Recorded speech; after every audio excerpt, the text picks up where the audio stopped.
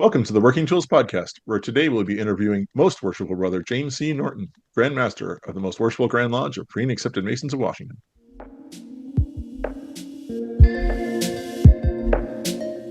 Ladies and gentlemen, brethren all, welcome to the Working Tools Podcast, a casual conversation around Freemasonry. First, it's important to note that our thoughts and opinions are our own and do not reflect those of our Grand Lodge or respective craft or concordant bodies. Please connect with us and ask questions via our website at theworkingtoolspodcast.com.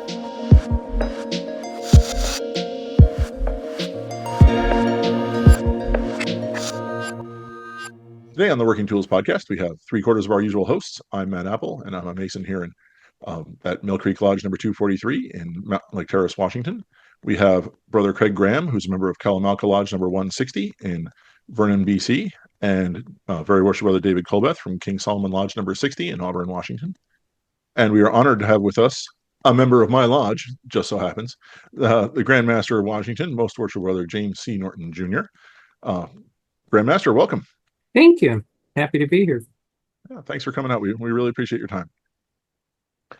Our regular listeners will no doubt recall that we, right when Grandmaster started his year, we had a couple of interviews with him about what he was anticipating and what he was looking forward to and that sort of thing. And I guess this is sort of the wrap up to tie up the year. And I guess I will just sort of generally ask, how did it go? Did you enjoy your time as Grandmaster? It's utterly amazing. It's a journey like no other. Highest highs and lowest lows that the fraternity can offer. The brethren gave me an opportunity to serve, and my intention from the onset was just to be a brother's brother, to be able to enjoy fellowship, hold the responsibility that the job comes with, accountability for rules and laws, and celebrate the highs and the lows that the lodges and their jurisdiction went through. Being able to have the honor to do cornerstones, rededications, installation of officers. But I think the most fun was just really being a brother's brother, being at lodge meetings, doing pop-ins, driving 500 miles because one of our youth groups asked me to be present. It really is something that it's not over. I mean, the work will begin, as a past Grandmaster, but to have that honor for these 52 weeks is something I'll cherish for a lifetime. Is there an event that particularly sticks out in your mind, or a couple? Or?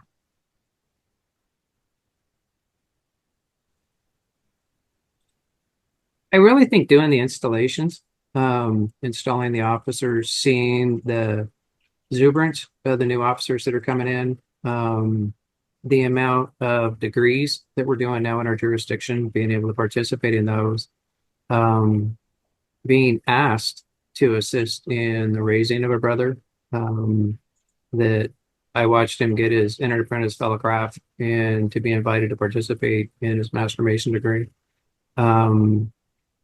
Every single one of our youth groups has been amazing to go visit, even our concordant bodies and appendant bodies.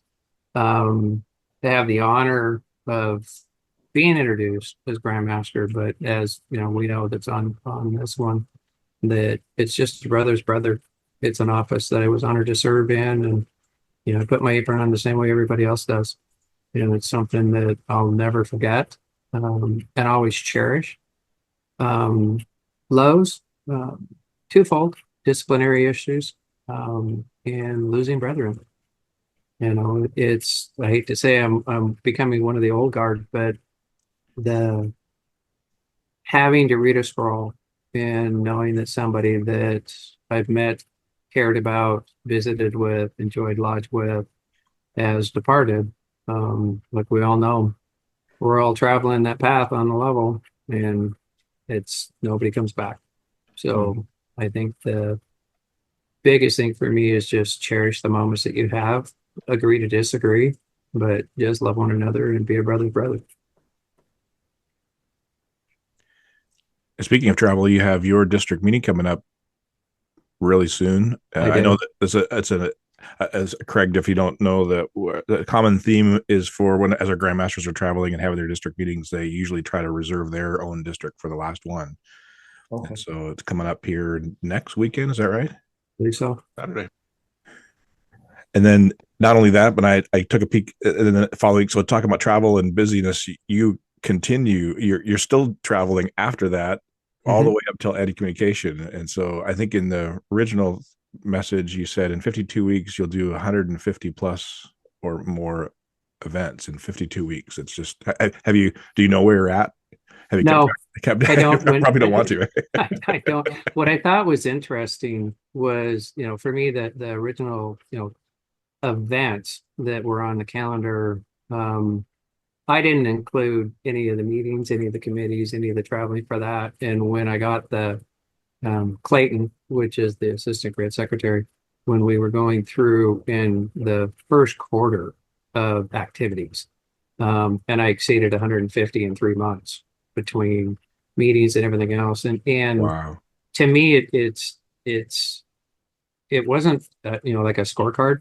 It wasn't try to meet or exceed anything else was concerned, but it was just more of be available for the brethren and jump in on different committee meetings, participate with them. The travel has been interesting just from when I think about it.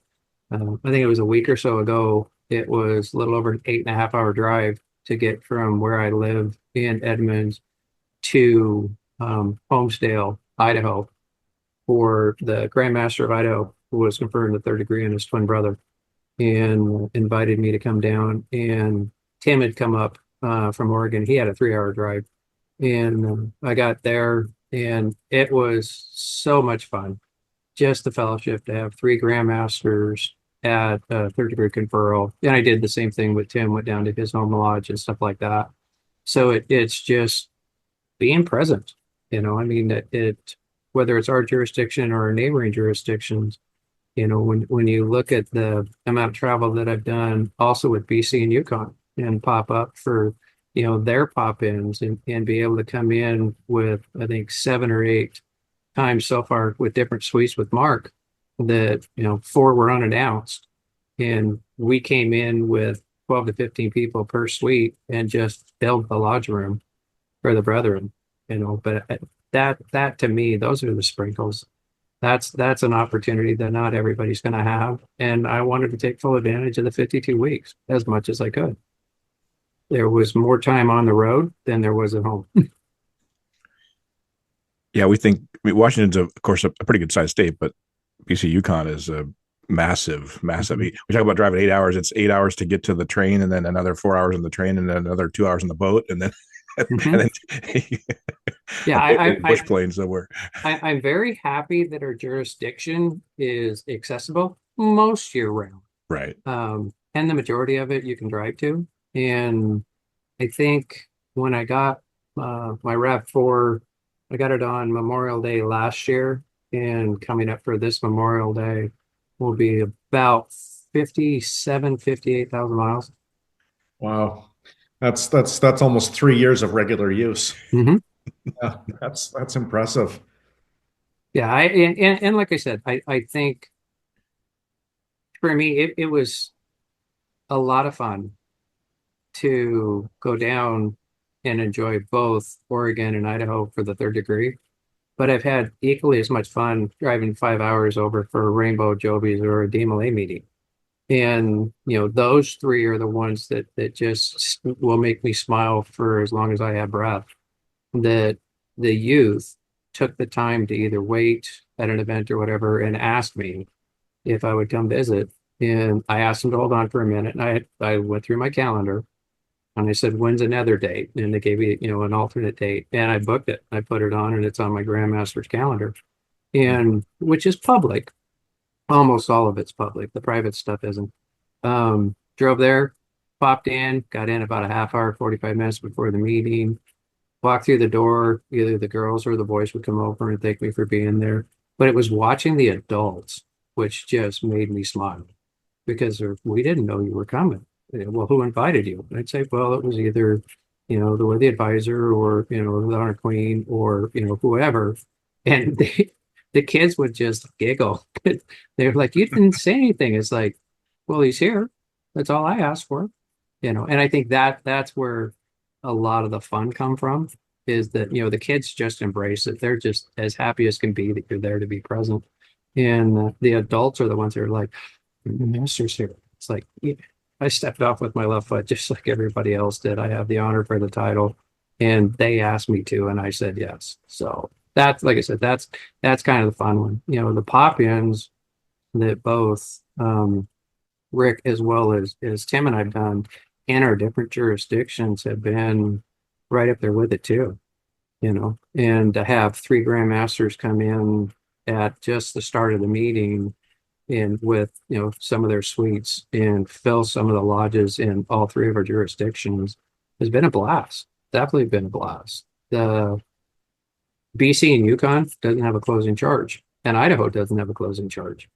And being able to be approved and asked to provide the closing charge in the different jurisdictions, I think I've sent out 60 or 70 different copies of it, because it's monitorial. It's nothing, it's not a ciphered item at all. And each one of the jurisdictions, the brethren are just like, that just nails it, and hammers everything home of what we agreed to. So that's been a blast.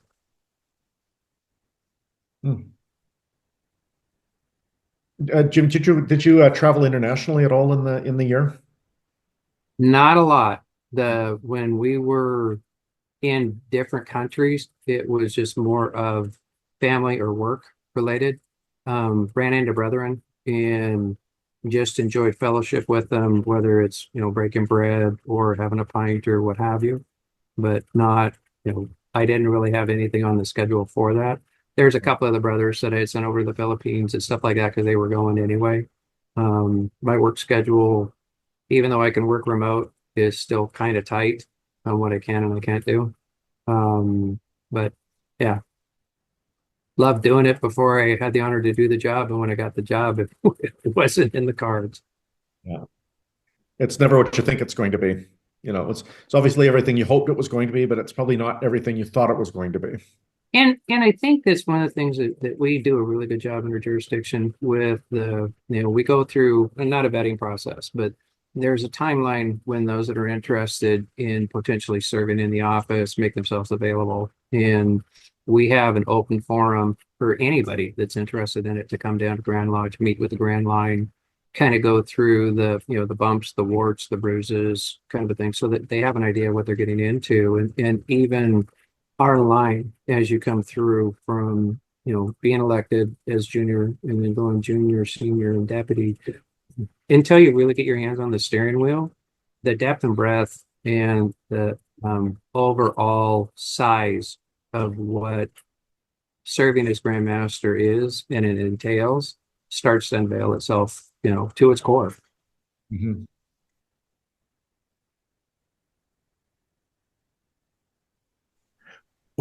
You said you didn't travel internationally. I apologize. I didn't look to see. Did you go to the Conference of Grandmasters? Were you able to attend that?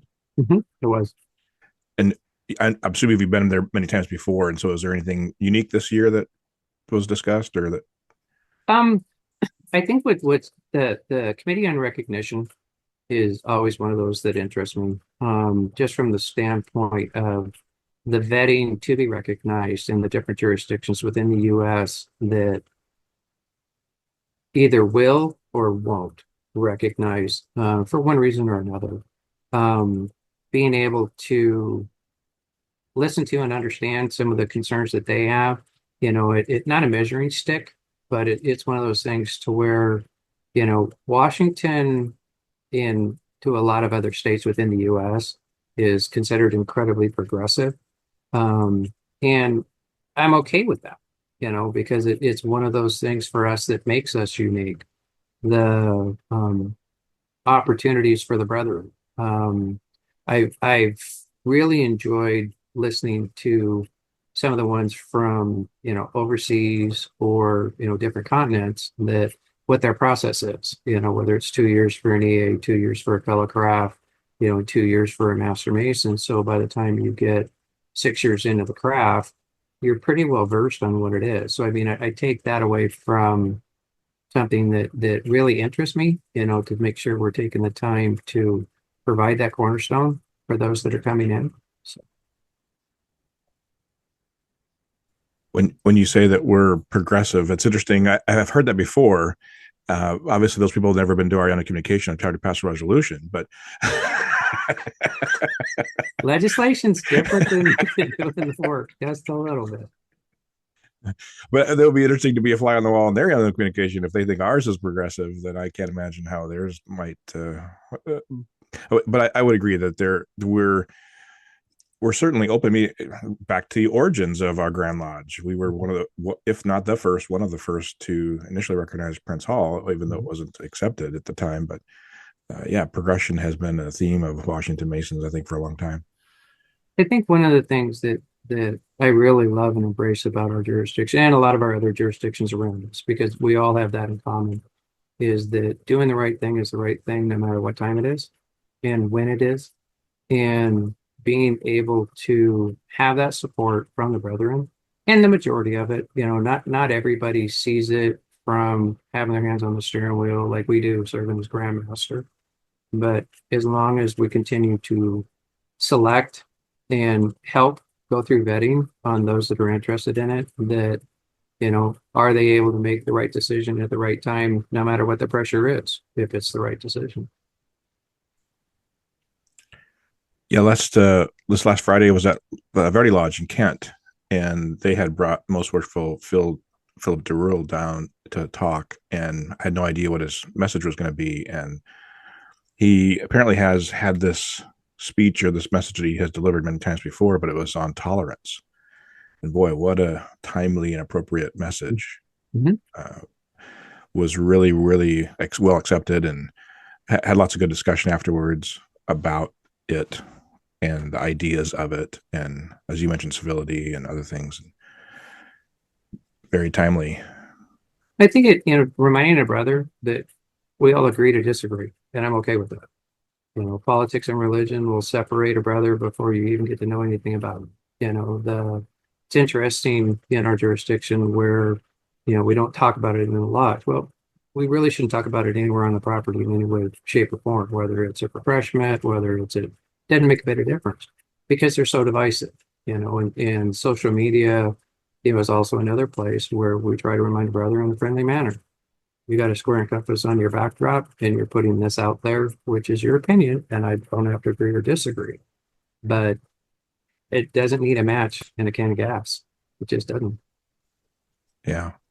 And sometimes I think that because of our beliefs and our systems, morality and tolerance and all of these things, that we should be able to have some civil discourse about things. I agree, not in lodge meetings, not in maybe the building, whatever, but boy, when if it even comes up and there's some heavy, it's disappointing, I guess, is what the word comes to mind, that we can't have like you say, agree to disagree on things. We don't have to agree on everything, but we should be able to talk about it, be civil and tolerant of other people's opinions and ideas.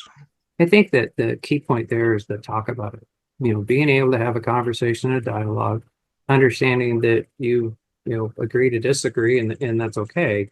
But when we all stepped off with our left foot and we all started our journey, we made those promises. And sometimes reminding somebody in a friendly manner doesn't cut it. So yeah, you're going to elevate it a little bit. That I'm okay with somebody having a different opinion on anything. It really doesn't make a difference. Are they going to sway me?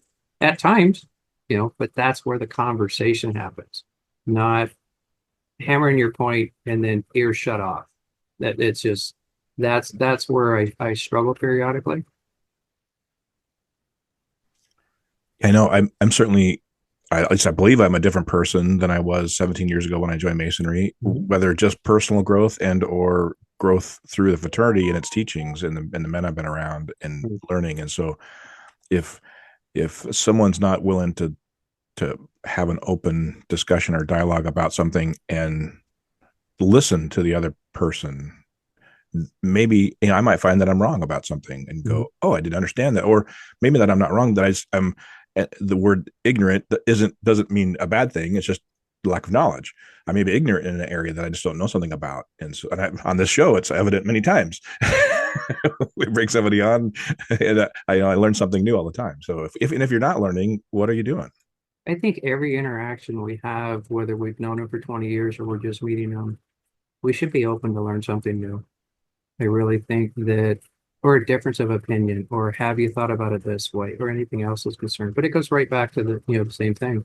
I'm happy to have a conversation, even if it's on a subject that I have strong opinions about, but I'll glean something from it every single time as long as it's a conversation. And of course, that ties immediately into your theme, your message this year about enlightenment. And I really appreciate that everything we should do should be about learning and developing and enlightening ourselves. If we can't learn and change, we're going to be stuck. And I picked the symbol of the Holy Saint John and my theme, which is empower, enlighten, and uplift, with intention. I really did. Because the point within the circle is every single one of us. And the circle is our entire fraternity, wherever dispersed. But if we're not trying to empower those and what we see in them because they can't see it in themselves, we're failing. And if we can't be enlightened at the same time we're enlightening somebody, we're failing, because we always have to be open to learn and change. And I think everything we do, no matter what, should start, middle, and end with uplifting somebody. I mean, at all points, not only in their hour of need, but just uplift them to try it again, uplift them to help, provide them that support that, you got this, and I know you got this, and to just be their advocate while they're starting to get their legs or to get their feet under them.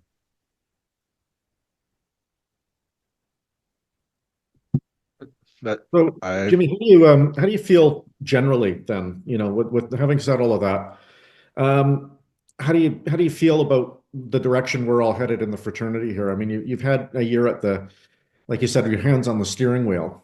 Are you optimistic generally? You're very optimistic, or do you have concerns, or all of that? I'm incredibly optimistic, and I am, even when we were at the conference of Grandmasters, because even those that would not change, one of the things for me, it's been kind of a cornerstone, has always been learn and change.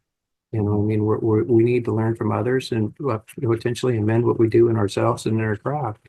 And even the ones that have been almost on a railroad track and unwilling to, bend, turn a corner, or anything else is concerned, are seeing opportunities to meet those that are interested in it where they're at. The phone call, the letter. We're into texting. We're into several different generations that have a different means of communication, and we're seeing jurisdictions that have online lodges only, for the first time in like forever. So expanding our message to the craft, I think it is open to the technology and open to those that are inquiring about it, so that we can meet them where they're at, but also fill that need of brotherly love, truth, and relief to ensure that they know that you're part of something bigger than yourself and always will be as long as you're part of it. And we're going to have to learn and change, because I'm seeing the whole fraternity grow throughout, the U.S. And I think we need to take advantage of it. And that's the only way we're going to do it. I don't think it has gone unnoticed that you've used several other Grandmasters' mottos in the course of your conversation. Shocking, huh? I recognized a couple of those. So I couldn't agree more that we're going to all need to do some learning and changing. But two, I think we're about wrapping up to the end of the episode here, and that seemed like as good a place as any to leave off. So I guess first of all, thank you, Grandmaster, for being here. We really appreciate your time. And thank you all for listening to the Working Tools podcast. And we look forward to, I forgot, Steve had a family event this evening, so he couldn't make it. So I apologize on his behalf that he couldn't be here. But on behalf of Craig and David and myself, again, thank you, Grandmaster, for being here. And thank you all for listening to the Working Tools podcast. Goodbye. Thank you.